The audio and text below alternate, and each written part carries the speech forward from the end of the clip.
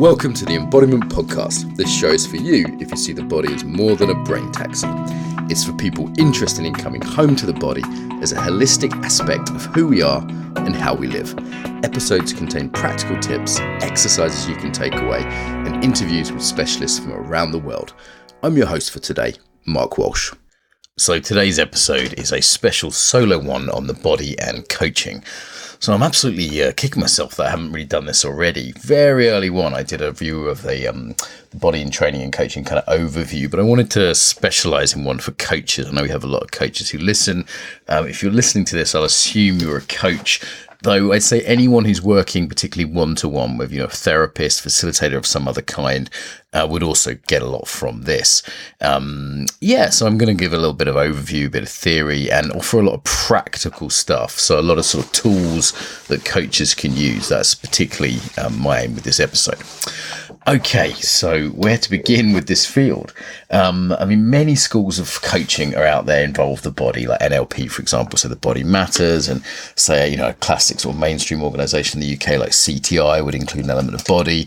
Some schools, ontological schools, would include it more, like Newfield is one of the schools I've trained with, and, Richard Strozzi Heckler and the Strozzi Institute would be a big name in this field, Wendy Palmer's system, Stuart Heller, Dylan Newcomb, we've had on the show, is also training coaches. There's a lot of people out there who are working with coaching, with the body specifically.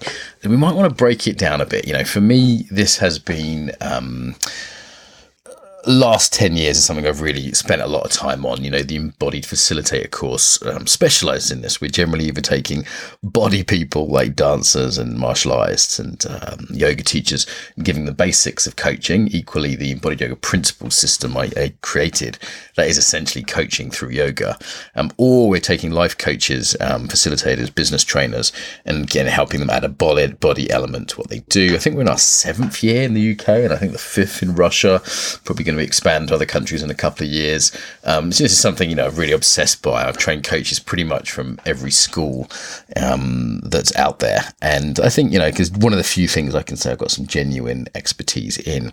For me, this was my own beginnings in this, was doing a psychology degree while studying Aikido, and starting to this is 20 odd years ago, starting to put those two things together before I even knew that coaching was a thing, before that was anything even on my radar. And then, getting some formal coach training and working with other people in the field that are working in this area. Okay, so where to begin? I always say with coaches, it begins with yourself, right? So it begins with one's own embodiment. Now, sometimes coaches sort of say, look, I'm fine, but, my clients, they need help. The coaches need help. I say, yeah, great. We'll get to some tools. Definitely going to come to that on this episode. But I really want to focus people's attention on themselves, and there is a slightly sad state of affairs now that the first generation of embodied coaching teachers were all very sort of deeply embodied people with a strong practice background.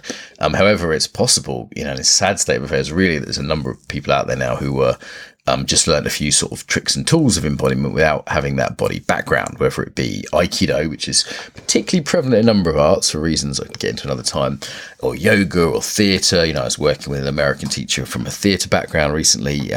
There's lots of embodiment backgrounds you can have, though the first thing to say is, as a coach, is have one. And it's not like you're going to become a black belt overnight or whatever. You might have a huge amount of time to commit to it. But I think committing yourself to a regular embodied practice is the key to this as a coach. Your own embodied presence is the key thing. So one's embodied presence as a coach is always influencing the coachee. Equally, your embodied range shows them what is possible as a coach.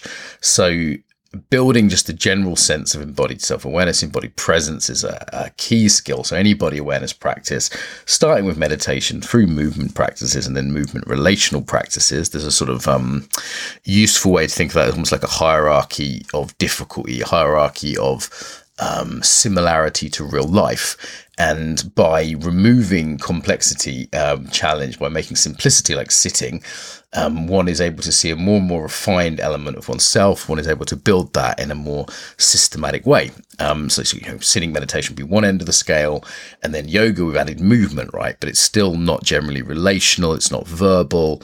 One might have a stronger style of yoga which involves challenge, but again, we're now adding complexity.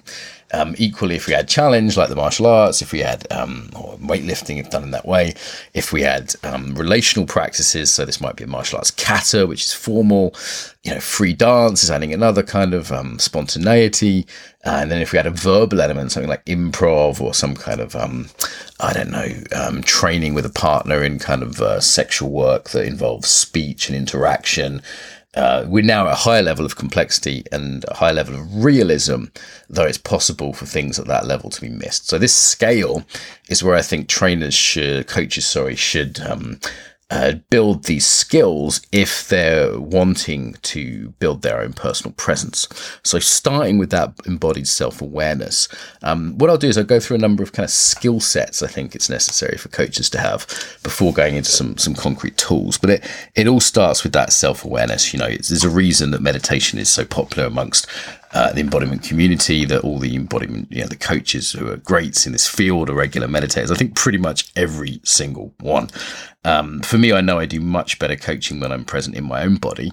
Because first of all, that's my radar, right? I'm picking up information. It's like, oh, that's interesting. I noticed that. The second thing there is we're able to intuit things coming from the coach. And again, as I said, to influence the coachee, which is always being done. So people say, yeah, it's all coming from the coachee and, the coach should be neutral. It's like, well, A, if you're, got a lot of embodied reactivity, which is the next skill we'll come to, then that's not going to happen. But B, I'd say, we are always influencing in positive ways, right? So to be aware of one's influence is key. So as a coach, to become aware of one's embodied patterns is absolutely key. We'd use various exercises for this, like having someone walk like you, stand like you. You can sort of look at yourself in that mirror, using video. And that's one method of feedback. Another one is direct feedback. So, I'll feedback to students. This is what I see in you. Please triangulate that with other people, get their opinions, see if that fits. And the third way is to go through a system. So, for example, 4 elements, or I was just listening to a dance teacher that works with the 9 Enneagram types. In corporates, I've done this with DISC and Myers-Briggs, to go through a system where one feels one's familiarity. And in embodied yoga, there's 26 poses, and some of them will feel right. They'll feel comfortable. They'll feel like, oh yeah, I get it. Yeah, this is my bag. And others will feel like not so much, right? It's like, if you've ever done the exercises with me in person, that you cross your arms and then you cross them the other way, or you cross your hands, your fingers, interlock your fingers and interlock them with the other finger on top. Yeah. And, you'll notice one way feels weird. Now, the same with different embodied ways of being. I think it's very useful to have a map as an embodied coach, first of all, for one's own self-awareness. As I said, different maps out there. I like the 4 elements, nice and simple, nice and intuitive, goes back a long way, the basis of many typologies, various people like Ginny Whitelaw and Stuart Heller in the coaching world working with it. And it gives you a map, and then you start to become aware of one's own tendencies as a coach. So for me, it might be like, hey, I can be fiery. Maybe I push people too hard as a coach. I'm overly challenging, but equally, that's a strength for me as a coach, right? I'll call people on their bullshit. Another strength for me might be air. So it might be, I make lots of jokes. I know how to make things lighthearted. Again, there's a strength and a potential weakness. Could be chaotic, for example. An earthier coach may be great with the structures, using the grow model or whatever, but be a bit uninspiring, a bit stuck in their ways. And a watery coach might be very empathic, very good listener, but put too much emphasis on feeling or connection rather than, say, action or results. So having some kind of a map of your own strengths and weaknesses as a coach through the body is useful. Not just, though, to sort of put yourself in the box and say, this is what I am, these are my strengths and weaknesses, but also to develop them, to be able to switch modes. So this is the beauty of embodiment compared to just doing a psychometric, is, as a coach, you can switch modes. So an exercise I sometimes use for this with training coaches, something simple, I'll say, say something you would say as a coach in these 4 elements. So it might be something like, what do you want to get from today's session? Or, so, what do you want to get from today's session? Or what do you want to get from today's session? Or what do you want to get from today's session? Again, we could do, different models, but there's 4 variations there. And, if you're a coach and you're listening to this, maybe pause and see, if you can get into these different modes. You don't have to use those 4, but it could be, actually, one of those wasn't particularly well done, listening back to it. Anyway, so listening, practicing different modes so you can shift. And that might, be done other ways as a coachee.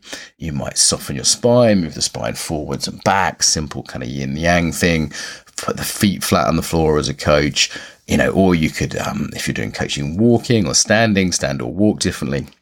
And this really brings us into our second set of skills, other than the basic presence, basic body awareness, which itself is hugely impactful.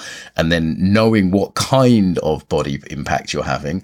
And thirdly, building range. So it's, those 3 things again for basically the first skill set we're looking at. First one is, some sense of self-awareness, some sense of body mindfulness there. Second one is more awareness of pattern, so a longer time frame of awareness, yeah. And then thirdly, having some range to shift. So we're now going into the second set of skills of being able to regulate oneself. Now, in the short term, this is state management, right? And centering is very much out there as a skill. This is something I think we do really, really well in our courses, very much influenced by Paul Linden. Centering can be a kind of woolly, slightly new agey term, and we tend to define it very, very rigorously and work with it in a way which is calibrated, which is ethical, principle-based centering. So listening to my podcast on centering if you're interested in more on what I mean by those kind of things, but not just one size fits all, which may be dangerous for some, ineffective for others, or culturally inappropriate or whatever, but learning to help coaches regulate their state. Often that's down regulation of the nervous system. So helping people come out of fight or flight. There's others, the whole 26 embodied yoga principles postures would be different poses that you can get people into more passion or more authority. But a very, very basic one, just centering, super useful technique. And again, feel free to, pause, practice this a couple of times. Let's stay with that example of the beginning of a session. I'm just staying with that because it's familiar to many people. Often a coachee will turn up to a session and they'll be like all over the place. They'll be busy. They'll be rushing. They'll be like, oh my God, okay, Mark, sorry I'm late. Okay, let's do the session. And I can just see they're not tuned into themselves. Yeah. And I might not even call it centering if they're a more corporate client. I might say, hey, John, Sarah, whatever. Why don't we get ourselves together a little bit before we start this session? So first of all, I'm already influencing them myself, right? Because I'm myself state regulating, which, on a busy day is pretty necessary for me too. Or if I've just had a triggering thing go on, a bad email or something just before the call. So I'm centering myself. This is the implicit, unconscious, often non-verbal influence of a coach. And then if, it's appropriate with that coachee to take them through a centering process. So it might be something like ABC centering, aware, balance, core, relax. I might say, feel your body, balance your position on the seat, balance left and right, front and back, up and down, balance your awareness so you're aware of the whole room, the 4 walls, the floor and the ceiling. Relax your core relaxation, relaxing the mouth, the belly, the lower abdominals, and reminding yourself, what do you care about? C can also be care or connection with others. Thinking of someone who makes you smile would be a classic Paul Linden one I think Wendy Palmer also uses now. And then I say, what do you want to get from today's session? Equally, you could do that at the end if there's action points, or if you say, okay, feet on the ground, bend the knees slightly, soften the belly, take a breath, lots of ways to teach centering. What was your key takeaway from today's session? Or what's one action point you can do differently? Equally, maybe, it's more sophisticated than that. You learn as a coach to change your own state, to be more receptive, to be more in action mode or more authoritative, to lighten up, the things we talked about before. Also to help the coachee with those things. So, it might help them come into a pose called authority pose from EYP where the hands are up. You can see videos on this on the Embodied Yoga Principles YouTube channel. Or let's see, it might be to open up. They're having difficulty listening, but they say, I really should listen to my boss or my wife, but it's really tough. I might just open up the posture slightly. I'm influencing the coachee in many ways, some of which are subtle. As I said, I want to reinforce this actually through one's own embodiment. your embodiment is infectious. Embodiment spread, right? So generally, you're going to be creating the same state you're in. Sometimes you can create polarity, and it's a bit more complicated than that. But basically, it's creating the state you're in, or creating a state which enables them, encourages them to step into the state they really need. That's more like working with polarity in relationship. Generally, however, we're just influencing through our being. Yeah, so I want to keep underlining that as important, which is why we need both the short-term practice and the long-term practice to get ourselves and our body as coaches. That's by far the most important one, not these tricks and tools, right? Is as a coach, I'm going to keep underlining that. Being present in the body, knowing your own long-term patterns as well as your short-term state. But yeah, track your own body as a coach while in conversation is relatively difficult. If you think of it, and this is what I call a micro skill of a mindfulness micro skill, that generally meditation retreats are done in silence. Why? Because that gives you the best chance of staying present to yourself. Listening to this now, if you're present to my voice, are you present to your own body? That could be a little exercise right here. Is as I talk, can you track your feet, your breath, your basic posture? Because as a coach, you can't just close your eyes and space out and say, I just need to go into myself for a minute. Generally, a client will not react well to that. And to be able to track yourself in conversation while listening, while talking, having some attention on self, some attention on other, I think is a critical coaching skill. And actually not the easiest from a mindfulness point of view, as I said, not traditional. I think that if you have traditional meditation training, that's a great foundation, but some of this relational meditation training, like circling, for example, or certain kinds of therapy. We did a podcast with a couple of people on circling. Look at John Thompson or Guy Senstock. That relational mindfulness, I think, is really, really key to then take in.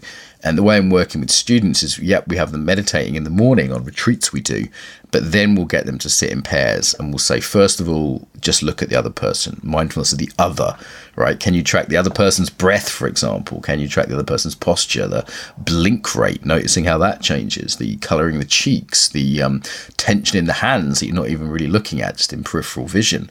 So, these are all key skills if you're really being able to track the other.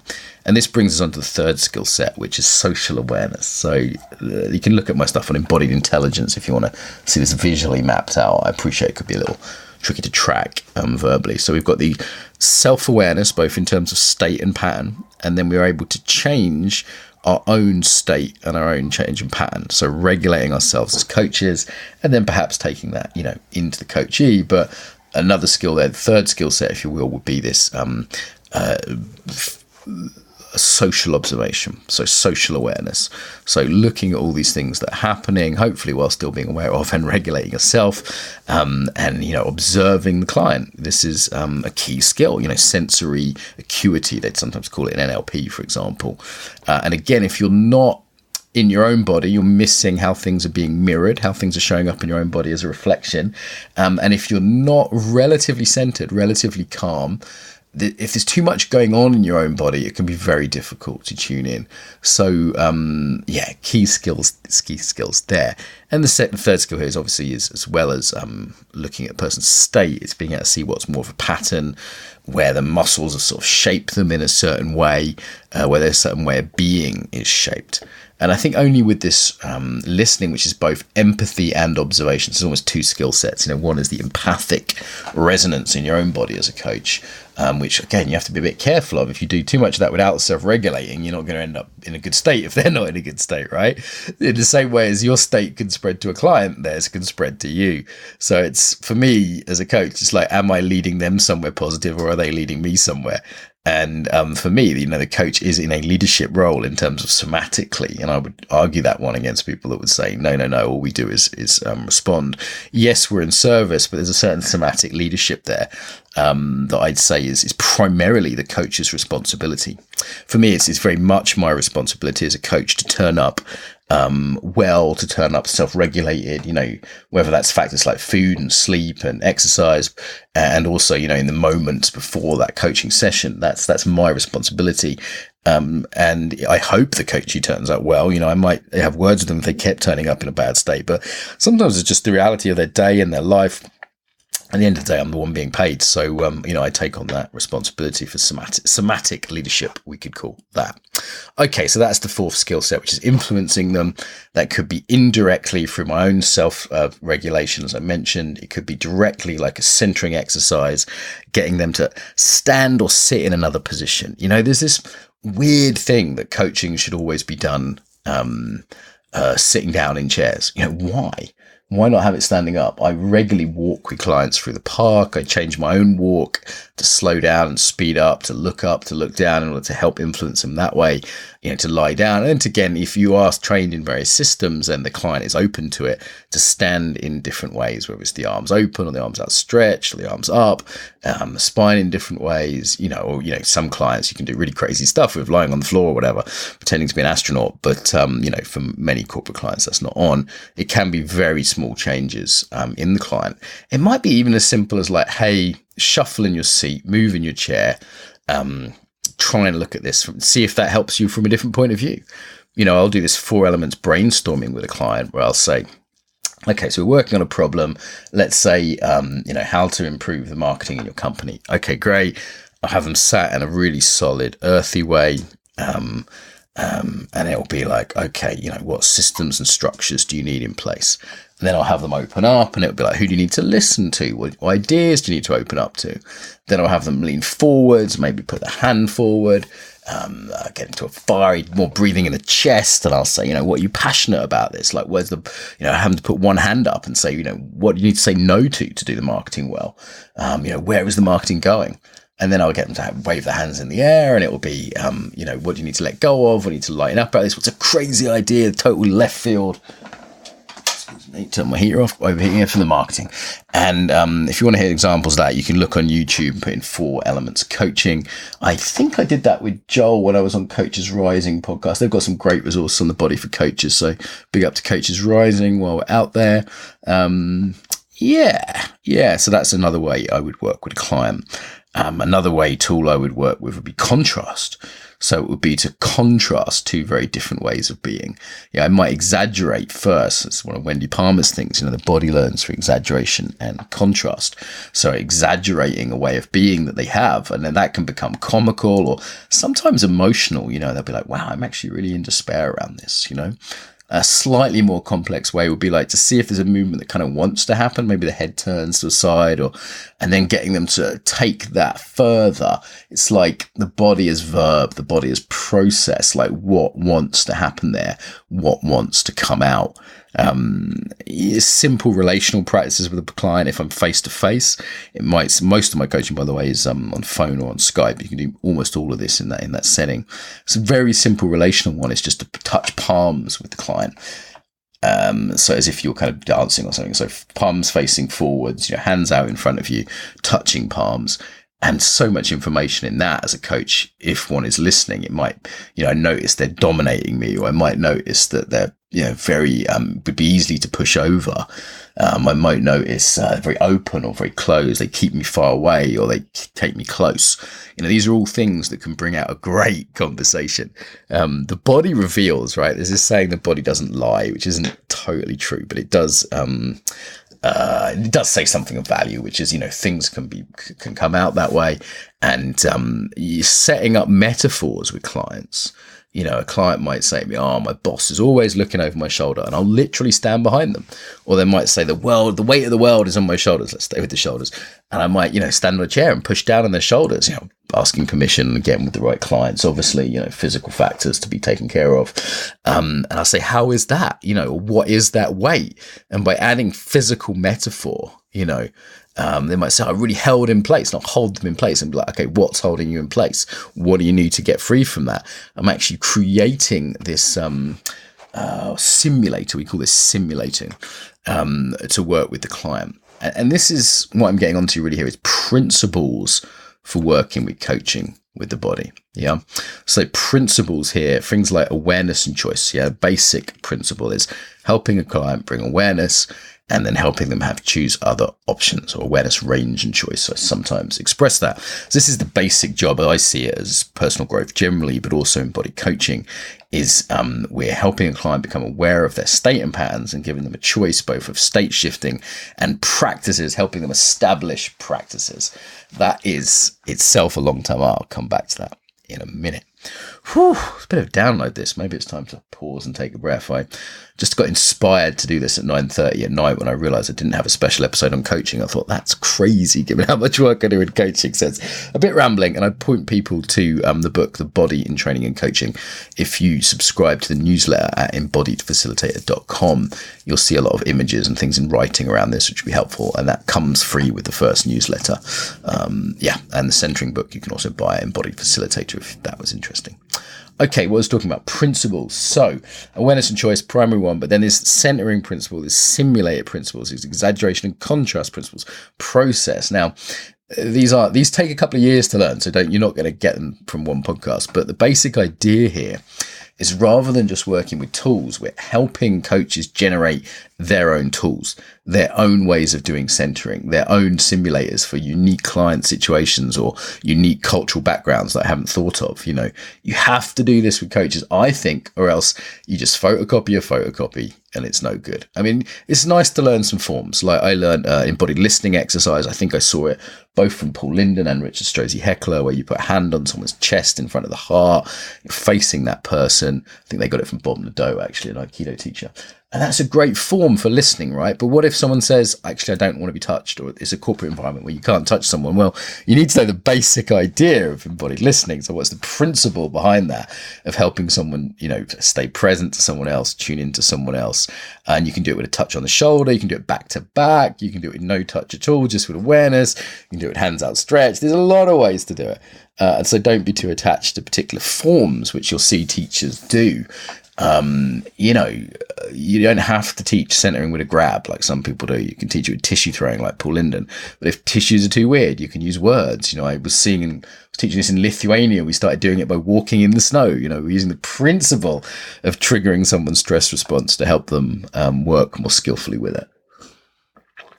Taking a sip of my coffee here. Okay. So working principles, practice design. I said I'd get back to that, didn't I? So clients can have insights in session, and the body's very good for generating insights, whether that's putting them in shapes which will generate new insights, getting them walking, moving in different ways, whether that's having them listen to their body, tune into their body and dialogue with the body. What does your gut say about this? Like Wendy Palmer uses, what does your head say? What does your heart say? What does your gut say? I've heard Philip Shepherd recently, who was using a 4 kind of point model, using the pelvic floor as the 4th one. Some people use 7 chakras. Actually dialoguing with the body, like focusing, what is it you need to say? But some actually doesn't take many sessions before a client will actually get comfortable talking to themselves, as it were, listening deeply to the body. So one can have insights through applying models, through these kind of deep listening exercises, but how do you get that to stick? So for me, designing practices has to be part of deep coaching. So not just an insight like, I'm fucked, that's interesting, but actually putting something in place to help it stick. I think who's excellent on this? Ginny Whitelaw, Richard Strozzi Heckler, both excellent on practice and the benefits of practice. There's another podcast on practice if you're interested in that, one of the early ones. You're going to have like 10 podcasts to listen to after this. You can see that I use a lot of the material in the coaching work, right? It was where it all comes together for me. Anyway, so designing practices, helping clients do something that's realistic. They might not be able to do karate 5 times a week, but maybe they walk to work and they can use that walk in a fiery way, for example, as their practice. So something realistic, having accountability, having something which they're going to enjoy enough, having something which they can't just sort of do it their own way. It's like, I'm going to do swimming to become more watery. And then they do it in a really like earthy lane swimming, same time every day kind of way, So you've got to look at the how of practice as well as the what, also the where of practice, the environment affects the coachee, and the who, who are they doing it with? What's the Aikido teacher like? What's the dojo, the people in the dojo like? So the community as well as the how of the practice are as important as the what the practice is, making it something small, something doable, something that builds a particular muscle. Doing it recurrently, not just as a one-shot deal, something they can build into their life. I like practices that combine with things people are already doing, like, so they're already playing golf. You add a centering practice when they play golf, and, hopefully it improves their golf game and motivates them to do it. Adding accountability, making sure that ease is a big one. People do yoga that's close to their home rather than a better yoga class that's a mile away or 5 miles away, whatever. So, there's a number of principles we use around practice. A little bit of ritualization of practice, I think, is helpful. Keeping practice dedicated, so it's not application. So application for me is when you're just trying to do centering in a business meeting or whatever the skill is in life, rather than this key skill of actually dedicating the time so you can really work on that skill without consequence, and you can change the variables. That's key. You can change the variables to make it ideal, and there isn't such a consequence that you can't practice, you can't experiment, right? That's just called life. Otherwise people say, I get plenty of chance to practice centering in my parenting. It's like, no, that's where you apply it. That's where it matters. You practice it maybe with cold showers, you practice it in yoga or aikido. Yeah. Okay, so power of practice, ritualization. One more on that, reflection. So a little bit of reflection goes a long way with practice. So, you can do that with different ways with coaches. Okay, and a little pause. I've got a nice decaf coffee here, which is seeing me through the evening. Okay, so what have we covered? So the basics there then of building your own self-awareness as a coach, that being the foundation. Your own self-regulatory skills. We could add expressive skills to that.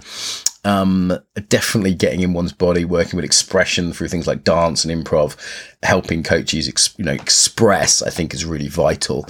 That becomes an influencing skill in itself, right? This ability to observe both with the eyes and also empathically through one's own body resonance, through one's own intuition. And then the ability to influence indirectly through oneself or directly through exercises. I don't know why. Sometimes I get coaches to give me like high fives that sting, or, a particular breathing exercise where we lengthen the out breath, or just to bend the knees slightly, or to use one of these embodied yoga principles, postures. I use those a lot, actually. I'm working with those a lot in training and coaching. And as I said, there's different ways to build insight with the client. So, I think there's some of the foundations. Well, we're coming up to about half an hour. Great. Resources for you. So that book, Working with the Body in Training and Coaching, from embodiedfacilitator.com. You'll also see lots of videos both on that website and on my channel, YouTube channel, if you put in embodiment channel, of different embodiment coaching sessions. There's the ebook links to a load of videos actually, so you can kind of illustrate the book with the videos, which is kind of unique, and can either be a very short read or a very long session on YouTube, that book, but very helpful I think for coaches. One of the clearest things I think out there. There's Somatic Coaching by Richard Strozzi Heckler.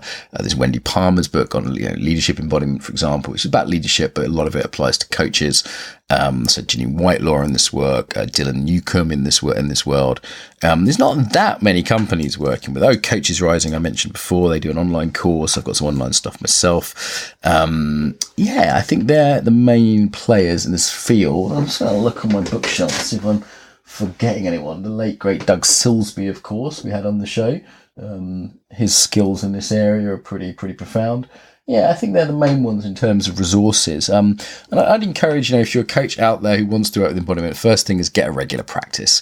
And it could just be, first of all, something you enjoy. Maybe you just enjoy yoga or you enjoy dancing, and then start to look at how you can build range, how you can work on some areas that are less developed, how you can work on some of those skills in that scale, maybe the verbal, the creative, or the regulatory skills that aren't immediately obvious to you as a coach. What other areas could we look at? Ethics. I think working with the body does bring up ethics quite a lot.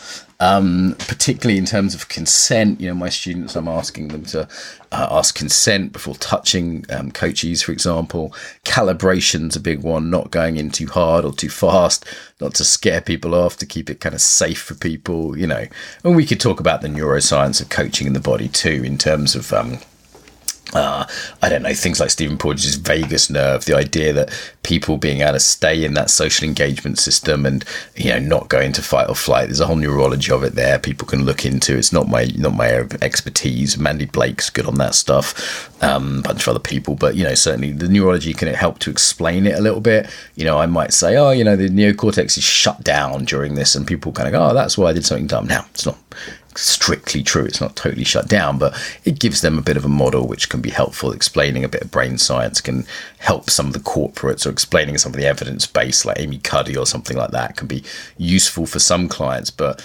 I very much take this approach that it's all about the doing, an experimental approach. So I'll say to coaches, don't believe me, let's see.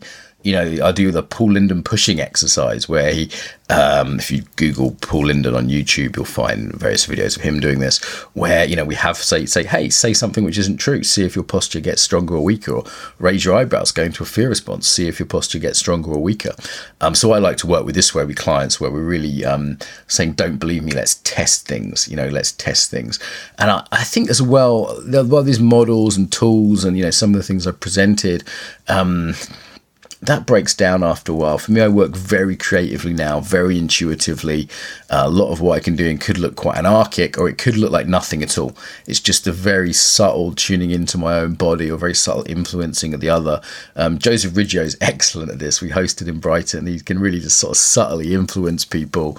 Subtle postural changes can be all it takes. So yeah, you can learn these big tools and start on a kind of crude level. Great. Again, starting with your own practice. And, too much theory isn't necessary. Sometimes I hear coaches sort of quoting neuroscience up the wazoo, and I think they're just trying to justify themselves or something like that. It sounds important. But, the key thing here, I think, is to live it, to walk the walk, and safety-wise, to be aware that, have some basic trauma education. Be aware that coaches, the body may not be a safe place, right? It may not be a place that they enjoy going to. It may not be the happy place. So being able to teach self-regulation first, working with consent, working with calibration, being at a spot, dissociation, fight-flight responses and things, and getting more skilled in those areas. I think that trauma awareness training is, at least the minimum of that, is very, very useful, if not a necessity really, for embodiment teachers. As this stuff grows, I'd hate to see it kind of misused, or you use that ethically, because the body can really open people up in a different way. So they're my musings for now. I hope there was some sense or logic to that. As I said, if you ever want to check out one of our one-day courses, I do them all over the world. We have one in, I think, August, summer sometime in the UK. I'm doing one in Tallinn. Various countries around the world I'll be doing them in. And we also have an online version of the one-day body and trainers course now. If you go to, again, embodiedfacilitator.com, get on the newsletter list, and you'll see in the events page details of the online courses and various ebooks related to this in the shop as well. Okay, thank you very much. Enjoy that. Some ways to get more, to give back, and to get more involved now. So the biggest request I have would be to share the podcast with your friends, people that you think would really enjoy it. Email it to them, put it on your social media, tell them about it, old school. Really appreciate that. Equally, if you want to support us financially, you can go to Patreon. That's patreon.com/embodiment podcast, and give us $1 an episode. And I'd say they're well worth $1. So that's less than £1 if you're in UK-ish. So please go there. On the embodiedfacilitator.com website is where this is hosted. If most people I think listen to for iTunes. iTunes, we'd certainly appreciate a review. The way iTunes works means that a review means more people will find it. iTunes regards it as more important for searches. So even a couple of sentences review really does help as a little thank you to us. And if you want to go to embodiedfacilitator.com, you can see the actual, links to the sites. There's comments on there.